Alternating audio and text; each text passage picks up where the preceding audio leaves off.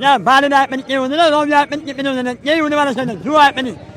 बालेर रवि लानु छैन भने यिनै पुरानो नेताहरू हुन् तर जनताको भाग्य विधाता भनेर अहिले बालेन्द्र रविलाई जनताले गुणगान गाइरहेका छन् स्तुति गाइरहेका छन् रेउन सापकोटा मात्र त्यस्तो यिनी त एमाले बना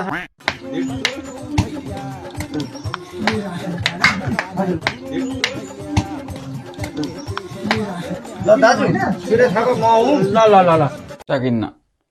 यो एमालेहरूलाई केही गरी नसकिने भयो होइन कसले जित्छ कसले हार्छ कसैलाई मतलब छैन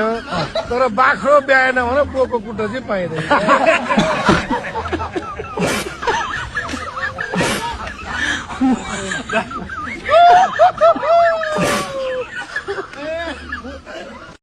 बाख्रो बिहान पनि बोको कुट्नु पाइन्न अरे गगन थापाको अगाडि यो तारामा भोट हाल्न पर्यो र यो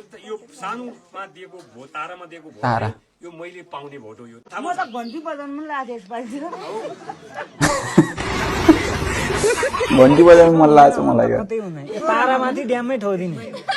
अनि अर्को एउटा ठुलो मतपत्र हुन्छ यसलाई समानुपातिक मतपत्र भन्छ घन्टीले त सँगै रहेछ बिर्सेर अब घन्टी हाल्नु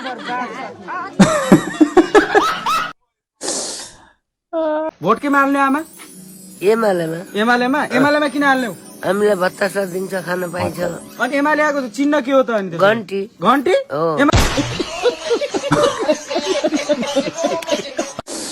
घन्टी सही